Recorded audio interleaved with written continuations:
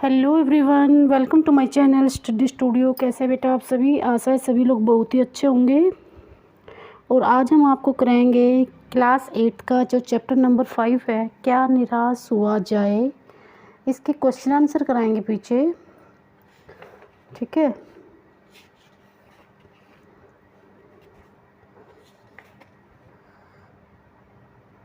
तो सबसे पहले इसके वर्ड मीनिंग देखिए बेटा। कई बार वर्ड मीनिंग भी आते हैं पेपर में। बड़ा ही आसान तरीके से समझाऊंगी मैं हर क्वेश्चन को, अभी आपको लर्न भी हो जाएंगे। साथ साथ धर्मभीरू होते हैं बेटा जिसे धर्म छूटने का भय हो, धर्म से डरने वाला, उसको कहते हैं धर्मभीरू। धर्म को मानने वाला, धर्म से डरने वाला, जिसको धर्म छूटने का डर हो। अगला है पर्दाफाश, भेद खोलना, दोष प्रकट करना। अगर किसी ने कोई गलती की है तो उसका पर्दाफाश खोलना मतलब उसका भेद खोलना। उजागर होता है प्रकट करना। और गंतव्य होता है जहाँ स्थान जहाँ पर किसी को जानना हो, गंतव्य स्थान बोलते हैं ना, गंतव्य जहाँ पर जानना हो। ढाढ़स होता है दिलासा, धीरज, ठीक है। ये तो थे इसके वर्ड मीनिंग। और जो चैप्टर की वीडियो है वो पीछे दे रखी है, आप अगर ढूंढोगे ना उसमें, इसी में चैनल में, तो बहुत अच्छे से आपको मिल जाएगी। और उसके लाइन बाय लाइन एक्सप्लेनेशन करवा रखी है, तो सभी बच्चे उसको देख लेना। हम इसके क्वेश्चन आंसर करवा रही हूँ मैं, अभ्यास के जो क्वेश्चन आंसर है वो समझाऊंगी अभी, ठीक है। तो क्वेश्चन नंबर 1 देखिए बेटा, थोड़ा इसको जूम कर देते हैं ताकि अच्छे से आपको नज़र आए। जिसके फ़ोन में क्लियरिटी ठीक नहीं आ रही है वो अपना एडवांस करके उसको आगे बढ़ाइए तो ठीक हो जाएगा, ठीक है। ये देखिए ऐसे। लेखक ने स्वीकार किया कि लोगों ने उन्हें भी धोखा दिया है, फिर भी वह निराश नहीं है। लेखक ने एक्सेप्ट किया कि लोगों ने मुझे बहुत धोखा दिया, लेकिन फिर भी मैं निराश नहीं हूँ। आपके विचार से इस बात का क्या कारण हो सकता है? ऐसा क्यों कहा लेखक ने? तो निश्चय ही लेखक ने कई बार धोखा खाया है और लोगों ने उसे ठगा भी बहुत बार है, लेकिन लेखक फिर भी निराश नहीं हुआ। उसके जीवन में बहुत से ऐसे अवसर आए हैं जब लोगों ने एक दूसरे, देखो इसमें मेन तो 2 ही पॉइंट है। एक तो जब लेखक जा रहा था कहीं तो उसको 100 रुपये दे दिए, उसको 10 देने थे लेकिन उसने 100 रुपये दे दिए। स्टोरी में बताती हूँ, हर क्वेश्चन में ऐड होगी वो। तो 100 रुपये उसको दे दिए तो 90 रुपये वो लेना भूल गया। तो जो टिकट बाबू था वो ढूंढता हुआ उसको बस तक आया और उसको 90 रुपये रिटर्न किए, ठीक है। तो उसमें पता चलता है कि आज भी लोगों में इंसानियत ज़िंदा है। और दूसरी घटना क्या थी, जब वो कहीं जा रहे थे अपनी पत्नी और बच्चों के साथ, तो बस ख़राब हो जाती है और कंडक्टर क्या करता है, कंडक्टर दूसरी बस लेने के लिए चला जाता है। तो लोगों ने सोचा कि ये यहाँ पर चोरी डकैती करवाएगा बस वाला, और तो वो उसको मारने के लिए दौड़ते हैं, लेकिन बाद में कंडक्टर दूसरी बस लेके आ जाता है। तो उसमें क्या होता है तब, और उसके बच्चों के लिए वो दूध और पानी भी लेकर आता है। तो इससे पता चलता है कि आज भी इंसानियत लोगों में ज़िंदा है। तो अब क्वेश्चन में यही है कि बहुत बार उसके साथ धोखा भी हुआ लेखक के साथ, फिर भी वह निराश नहीं है, क्योंकि उसके जो उस धोखों से ज़्यादा जो इंसिडेंट, 2 इंसिडेंट हुए थे ना, वो ज़्यादा शक्तिशाली है। बस यही है इस क्वेश्चन में। लोगों ने उसे ठगा भी बहुत है, लेकिन फिर भी निराश नहीं हुआ, क्योंकि उसके जीवन में बहुत ऐसे अवसर भी आए जब लोगों ने उसके बिना किसी कारण के ही सहायता भी की है। जो लोग जीवन में निराश हो गए थे, लोगों ने उसे हौसला भी दिया। जब लेखक टिकट लेने के बाद बकाया लेना भूल जाता है, बकाया मीन्स वापस पैसे लेना भूल गया, तो टिकट बाबू उसको जाकर बकाया देखता है। बस खराब होने पर बस का जो कंडक्टर है नई बस लेकर आया और उसके बच्चों के लिए दूध भी लेकर आया। इन घटनाओं से लेखक को विश्वास हो गया कि समाज में अभी भी अच्छाई, देखो वही कहानी है, ठीक है बेटा। तो इससे पता चलता है कि लेखक को समाज में आज भी अच्छाई मौजूद है, इसलिए लेखक निराश नहीं है। क्वेश्चन नंबर 2, समाचार पत्रों, पत्रिकाओं, टेलीविज़न पर आपने ऐसी अनेक घटनाएं देखी सुनी होगी जिनमें लोगों ने बिना किसी लालच के दूसरों की सहायता की हो या ईमानदारी से काम किया हो। ऐसे समाचार तथा लेख एकत्रित करें, कम से कम 2 घटनाओं पर टिप्पणी लिखें, ठीक है। तो आपको अगर खुद से याद हो कुछ वो भी लिख सकते हो, वरना ये मैं समझा देती हूँ, ये लिख देना। तो आज के जो भौतिकवादी और अवसरवादी युग है उसमें केदारनाथ जैसे लोग बहुत ही कम रह गए हैं, ठीक है। और वह समाज सेवकों के लिए आदर्श हैं। अपने यौवन काल में ही केदारनाथ ने क्या हुआ कि अपने बचपन में, अपने यौवन काल में ही उसने घर बार त्याग दिया था और अनाथ बच्चों की सहायता करने लग गए थे। स्वयं नौकरी करके बेसहारा बच्चों को वो ज़रूरतें पूरी करते थे और अपने बहुत अधिक अथक प्रयास से उसने एक अनाथ आश्रम की स्थापना भी की थी। यानी अथक प्रयास मतलब बहुत ज़्यादा मेहनत करने के बाद, बहुत प्रयास करने के बाद उसने एक आश्रम की व्यवस्था की थी जिसमें 96 अनाथ बच्चे थे। एक क्वेश्चन ये भी आ सकता है, 95 है, जिसमें क्वेश्चन ये भी आ सकता है कितने बच्चे थे अनाथ आश्रम में, 95। आश्रम में ही एक हाई स्कूल भी था। उनके इस अनाथ आश्रम पर एक राजनेता की बुरी नज़र पड़ गई थी। वह आश्रम के नाम पर, आप देखो क्या होता है कि वो आश्रम चला रहे थे केदारनाथ जी, तो उस पर एक राजनेता की नज़र पड़ गई। तो उस नेता ने क्या किया कि जो सरकार से जो ग्रांट मिलती है उसको वो खुद ऊपर हड़पने लगा। जो सरकार से मिलने वाली जो सरकारी ग्रांट होती है उसको उस राजनेता ने हड़प लिया और बदनाम किसको कर दिया, केदारनाथ ने। केदारनाथ ने पैसे बीच में खा लिए। केदारनाथ ने हार नहीं मानी, उसने भले लोगों से संपर्क किया और आश्रम में रहने वाले बच्चों की ज़रूरतों को भी पूरा किया। तो इसमें आप टिप्पणी भी लिखेंगे। टिप्पणी मतलब उसमें क्या है, तो समाज में ऐसे जो दीन दुखी होते हैं उनकी सहायता हमें करनी चाहिए। जैसे उन आश्रम में जो बच्चे थे उनकी सहायता केदारनाथ ने की ना, इस तरह से जिसकी भी रिक्वायर हो हमें उनकी ज़रूरत पूरी करनी चाहिए। यदि हम सहायता नहीं कर सकते तो सहायता करने वाले लोगों को, जैसे उसने नेता ने किया ना, वैसे नहीं करना चाहिए। हमें उनके कार्यों में बाधा भी नहीं डालनी चाहिए और विरोध भी नहीं करना चाहिए। त्यागशील लोग ही समाज में आदर्श होते हैं। और सेकंड घटना क्या बताएंगे हम, यह एक घटना दिल्ली के महरौली में की रोड की स्थित है। महर रोड में घटित हुई थी। एक जो कार मोटरसाइकिल सवार को टक्कर मारकर भाग गई। इस मोटरसाइकिल पर कौन कौन बैठे थे, पति और पत्नी सवार थे। टक्कर लगते ही वे नीचे गिर गए और लहूलुहान होकर बेहोशी सड़क पर बेहोश होकर गिर गए। तभी पीछे से एक जीप आई और वहां रुकी।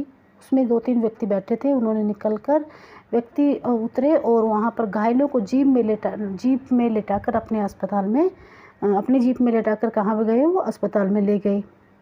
समय पर अस्पताल पहुंचने से उन दोनों की जान बच गई। जीप वालों ने यह काम इंसानियत के वसीभूत होकर किया था।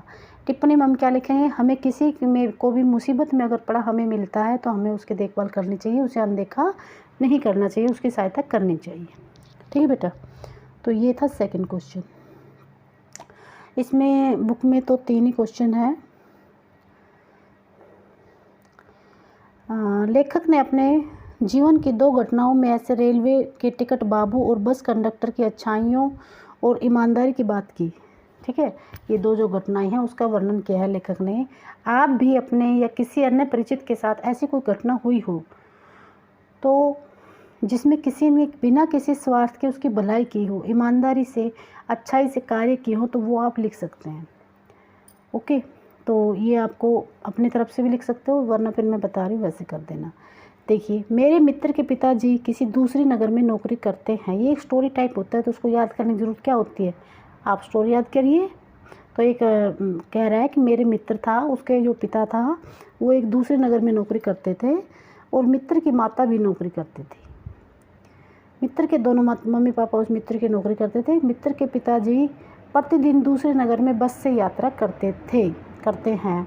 एक दिन उसके कार्यालय में एक फाइल बस में रह गई थी, जिसके कारण साथ बैठे एक अन्य यात्री ने फाइल को उठा लिया और पढ़ने लगा। फाइल को पढ़ने से उसे पता चला कि यह बहुत ही ज़रूरी फाइल है।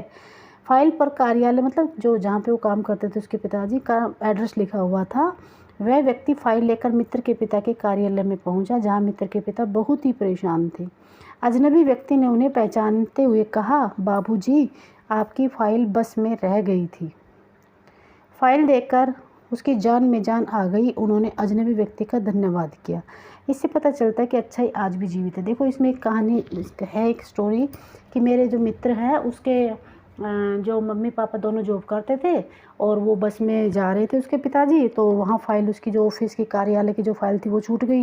लेकिन किसी व्यक्ति ने उसको देखा तो उसको पढ़ा तो ज़रूरी उसको लगा, तो ऑफिस में गया उस कार्यालय के एड्रेस के अकॉर्डिंग और उस फाइल को दिया, तो वहाँ उसके पिताजी बड़े परेशान थे। तो इससे पता चलता है कि आज भी अच्छाई जीवित है। पर्दाफाश के क्वेश्चन देखिए बेटा, इसमें 2 क्वेश्चन है। दोषों का पर्दाफाश करना कब बुरा रूप ले सकता है। देखो, दोषों का पर्दाफाश करना अच्छी बात है, ठीक है। दोषों का पर्दाफाश करना उस समय बुरा रूप ले सकता है जब किसी के दोषों को उजागर किया जाए और वह उनके उजागर होने पर उग्र रूप धारण कर ले, ठीक है। यानी कि कोई जिसने कोई गलत काम कर रखा है और उसके दोषों को हम सबके सामने ला देंगे तो वो उग्र रूप धारण कर ले, गुस्से में आ जाए और उससे समाज में आतंक फैल सकता है और सांप्रदायिक दंगे हो सकते हैं, ठीक है बेटा। तो ये ऐसे है। और ये भी लाइन है पाठ के अकॉर्डिंग, अगर दोषों को पर्दाफाश करना तो अच्छी आदत है, लेकिन उसमें रस लेना बुरी बात है, ठीक है। ये भी लाइन लिख सकते हो, उसमें मतलब हमें आनंद नहीं लेना चाहिए। आजकल के बहुत से समाचार पत्र, समाचार चैनल दोषों का पर्दाफाश कर रहे हैं। इस प्रकार के समाचारों और कार्यक्रमों की सार्थकता का तर्क सहित विचार लिखिए। लेकिन निश्चय ही आजकल अनेक समाचार पत्रों में, समाचार चैनल समाज में फैल रहे दोषों को, जो समाचार पत्र हैं दोषों जो फैल रहे समाज में जो है उनका पर्दाफाश कर रहे हैं। इसका महत्व यह है कि इनको पढ़कर जितना सतर्क हो जाए और अपने आसपास ऐसे दोष न होने दे। ऐसे कार्यक्रमों को देखकर या पढ़कर जनसाधारण को उत्साह और शक्ति मिलती है, ठीक है। उनको क्या मिलता है, जब हम ये चीज़ें देखते हैं, दोषों का पर्दाफाश होता है, उनका जो उजागर होता है, तो समाज में जो लोग हैं उनको उत्साह मिलती है और शक्ति मिलती है। ये चीज़ याद कर लेना आप। क्या मिलता है उनको? उत्साह और शक्ति मिलती है। आज तक टीवी चैनल अब तक ऐसे कई दोषों का पर्दाफाश कर चुका है। इससे जनता में जागरूकता आती है और दोषों का सामना करने का साहस भी। घरेलू और कानून संबंधी कार्यक्रम भी समाज की सच्चाई को बयान करते हैं। जो घरेलू कानून संबंधी जो कार्यक्रम होते हैं उनमें समाज की जो सच्चाई को बयान करते हैं। इस प्रकार समाचार पत्रों और समाचार चैनल अपने कर्तव्य को बखूबी से निभाते हैं। जो लोगों में जो कमियां होती हैं वो बखूबी से दिखाते हैं और वे अपने कार्य को अच्छे से करते हैं। ये तो थे इसके पर्दाफाश के क्वेश्चन आंसर। एक ये क्वेश्चन हो रहे ये और देख लीजिए, वरना बच्चे कहेंगे ये रह गया मैम, ठीक है। ये देख लीजिए, कारण बताइए क्या कारण है। निम्नलिखित के संभावित परिणाम क्या क्या हो सकते हैं, आपस में चर्चा करनी है। जैसे ईमानदारी को मूर्खता का पर्याप्त समझा जाने लगा है तो परिणाम क्या है, भ्रष्टाचार बढ़ेगा। भ्रष्टाचार बढ़ेगा, ठीक है। जितनी ईमानदारी को मूर्ख समझेंगे भ्रष्टाचार बढ़ेगा। तो इसी तरह और 3 लाइनें दे रखी है, उसका आपको परिणाम दिखाना है। अगर ऐसा होगा तो क्या परिणाम निकलेगा। तो सच्चाई केवल जो भीरू लोग हैं और बेबस लोग हैं उनके हिस्से पड़े। इससे क्या परिणाम होगा, इससे परिणाम ये होगा जो झूठ का बोला वाला है वो बढ़ेगा और झूठ बोलने वाले फले फूलेंगे, ठीक है। सच्चाई तो बोलेंगे नहीं, वो झूठ ही बोलते रहेंगे। झूठ और फरेब का रोजगार करने वाले फल फूल रहे हैं। इसका क्या परिणाम है, जो झूठ बोल रहे हैं वो फल फूल रहे हैं। इसका क्या परिणाम निकलेगा, तो ईमानदारी की प्रवृत्ति घटती चली जाएगी। जो ईमानदार हैं वो कम होते चले जाएंगे और भ्रष्टाचार बढ़ता चला जाएगा। अगला है, हर आदमी दोषी अधिक दिख रहा है, गुनी कम। तो इसका क्या परिणाम, दोष ज़्यादा दिखता है। जैसे कालीमत ज़्यादा फैलती है, मतलब बुरे काम ज़्यादा होते हैं तो गुणों की चर्चा हम कम करते हैं। फलस्वरूप समाज में आपस में अविश्वास बढ़ेगा। इसका परिणाम क्या निकलेगा, अगर तीसरे बार लाइन का, उसमें लोगों में आपस में अविश्वास रहेगा, विश्वास ही नहीं रहेगा किसी का किसी के ऊपर, ठीक है बेटा। ये थी वीडियो और इसके सभी क्वेश्चन आंसर हो गए हैं। अगर आपको अच्छे लग रहे हैं तो लाइक एंड सब्सक्राइब कीजिए, चैनल को सब्सक्राइब करिए और कमेंट करके बताइए कि आपको कैसा लग रहा है। और थैंक यू बेटा।